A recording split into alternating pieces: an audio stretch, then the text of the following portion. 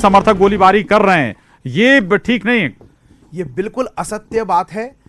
Bharatiya Janata party इस पूरे चुनाव के दौरान कल से ही हम ये आशंका जता रहे हैं कि कांग्रेस के लोग इस तरह के षड्यंत्र। हमारे संवाददाता मौके पर मौजूद हैं, सुमित जी बता रहे हैं दल सिंह कंसाना के रिश्तेदार हैं। ये कांग्रेस है, ये किस षड्यंत्र से किनको रिश्तेदार बता करके क्या करवाएगी, अभी जांच होने दीजिए, चीजें सामने आने दीजिए। भारतीय जनता पार्टी इस तरह के किसी भी कृत्य को ना करती है ना सहन करती है। मुझे प्रशासन पर, चुनाव आयोग पर पूरा भरोसा है। हम कांग्रेस की तरह संवैधानिक संस्थाओं पर प्रश्न चिन्ह नहीं उठाते हैं। हमें भरोसा है कि सरकार और प्रशासन ठीक कार्रवाई करेगा, जो भी होगा वो सामने आएगा। लेकिन बहुत प्रारंभिक सूचना के आधार पर कौन किसका रिश्तेदार बनकर के चुनाव में किस तरह के षड्यंत्र करते हैं, ये कांग्रेस ने एक नहीं अनेकानेक चुनाव को इस तरह से प्रभावित करने का इनका बड़ा पुराना अनुभव है। इसलिए इतने प्रारंभिक सूचना के आधार पर किसी भी तरह से इसका निष्कर्ष नहीं निकाला जा सकता है ये चुनाव में इस तरह की गड़बड़ियां करते रहे हैं। बहन अपराजिता जी कह रही थी हमारी कि कमलनाथ जी का चेहरा ऐसा चेहरा, कमलनाथ जी का चेहरा मध्य प्रदेश के अंदर बहानेबाजी का है, बंटा ढार। मैं उस पर आ रहा हूं, उस पर रिएक्शन ले लेते हैं पहले। अपराजिता जी ठीक बात है, प्राथमिक सूचना के आधार पर हमें किसी निष्कर्ष पर नहीं पहुंचना चाहिए, लेकिन दल सिंह कंसाना के रिश्तेदार पर गोलीबारी का आरोप है। कह सकते हैं आपकी बीजेपी के उम्मीदवार ऐसी हरकत करा रहे हैं, लेकिन दल सिंह कंसाना कभी कांग्रेसी भी थे। निष्कर्ष पर जनता पहुंच चुकी है, हम पहुंचे या ना पहुंचे, निष्कर्ष पर जनता पहुंच चुकी है। बड़े दुर्भाग्य से अब आप देख रहे हैं कि किस प्रकार के षड्यंत्र ये लोग कर रहे हैं। कांग्रेस पार्टी पर बोल रहे हैं षड्यंत्र करेंगे। अरे इतना बड़ा षड्यंत्र कर दिया कि एक लोकतांत्रिक तरीके से चुनाव चुनी गई सरकार को गिरा दिया। इससे बड़ा षड्यंत्र, इससे बड़ा धोखा आप मध्य प्रदेश की जनता के साथ क्या करेंगे। अब कुछ नहीं चल रहा, समझ में आ रहा है दैट हार निश्चित है, साफ दिखाई दे रहा है। तो इस प्रकार के हथकंडों पे भारतीय जनता पार्टी उतर आई है।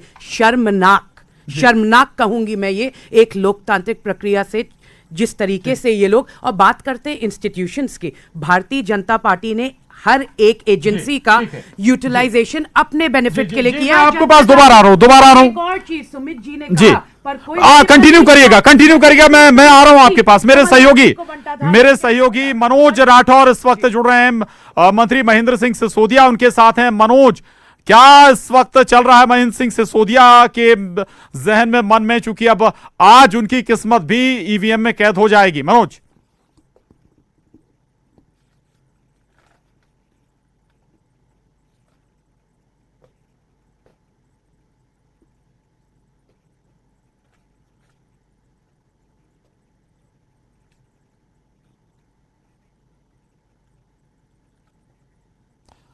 चलिए मनोज से संपर्क टूट गया। मनोज के पास दोबारा चलेंगे और बात अपराजिता जी पूरी नहीं कर पाई थी, दोबारा उनके पास जा रहा हूं। कमलनाथ जी की तरफ मैंने उनको विकास, उनको लोग विकास से आइडेंटिफाई करते हैं, क्लीन पॉलिटिक्स से आइडेंटिफाई करते हैं, तभी बार बार कमलनाथ जी पे अटैक करते हैं।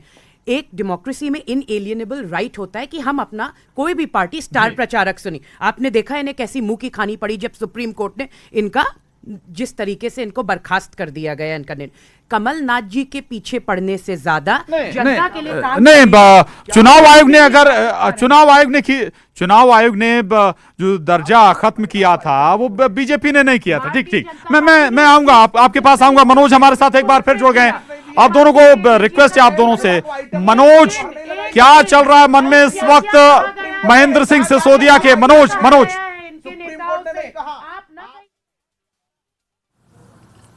जी बिल्कुल, रात को करीब 4 बजे तक जो है पोलिंग बूथ पर जाके भ्रमण किया था और अब 1 घंटे की बस नींद ली है। हालांकि वो नींद नहीं कहेंगे। और हमारे साथ महेंद्र सिंह सिसोदिया मौजूद है। सर, क्या मन में चल रहा है, क्योंकि काफ़ी दिनों से जो है लगातार आप प्रचार प्रसार में थे?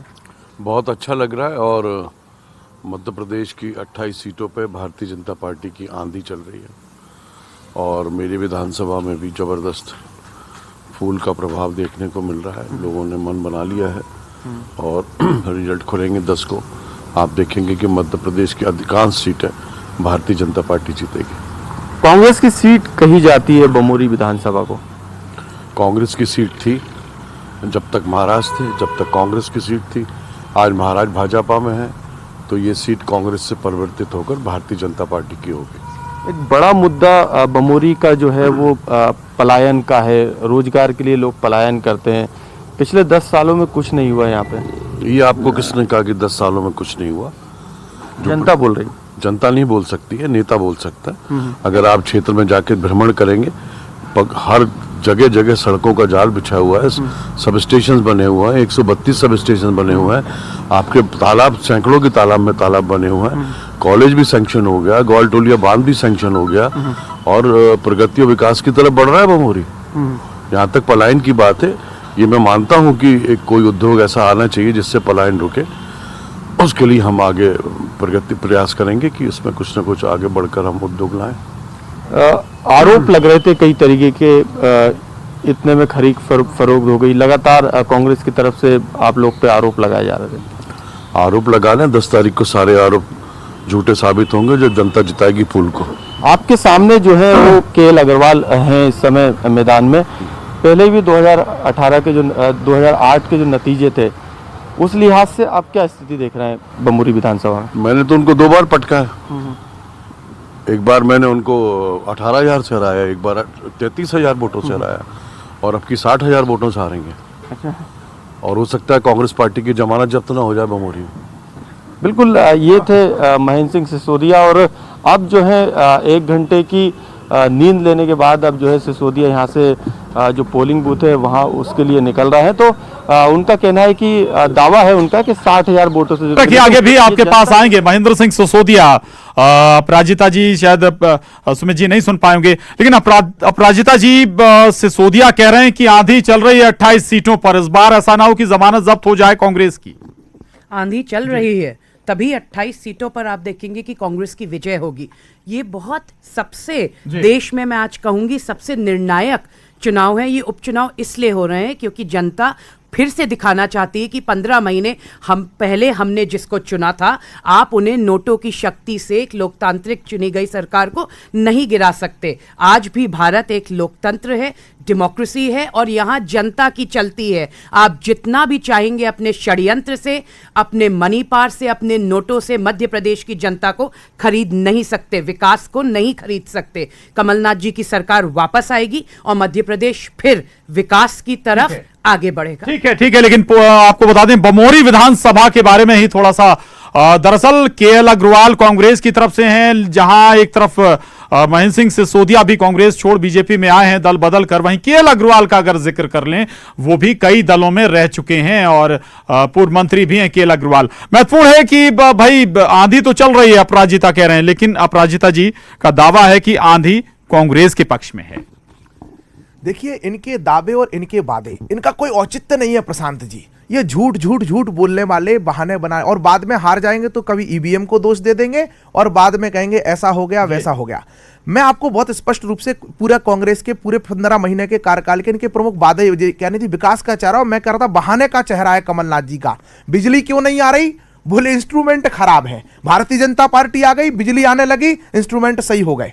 ये कह रहे थे विकास क्यों नहीं हो रहा है? बोले खजाना खाली है, जैसे औरंगजेब का खजाना हो कि खजाना खाली है। टैक्स के आधार पर प्रशासन चलता है, टैक्स आता है, टैक्स सरकार खर्च करती है, लेकिन ये बहाने बनाते रहे, विकास किया नहीं। पैसा अटैचियों में भर करके इनके लोग इकट्ठा करते रहे, मध्य प्रदेश को लूटते रहे, और मध्य प्रदेश की जनता जब विकास के लिए बोलती रही तो केवल बहाने बहाने बहाने, और इसी बहानेबाजी के खिलाफ जनता वोट देने जा रही है। ठीक है, बिल्कुल बहुत महत्वपूर्ण बात ईवीएम का जरूर जिक्र कर दिया है सुमित जी ने। हम एक छोटे से ब्रेक के लिए रुक रहे हैं, लेकिन ब्रेक के बाद लौटेंगे तो ईवीएम पर ही आगे बढ़ाएंगे चर्चा को कि भाई जो भी हारे जीते, अब ईवीएम पर तो कम से कम दोष नहीं मढ़ेगा, और कुछ और संदर्भ भी इसके साथ जोड़ेंगे। एक छोटा सा ब्रेक।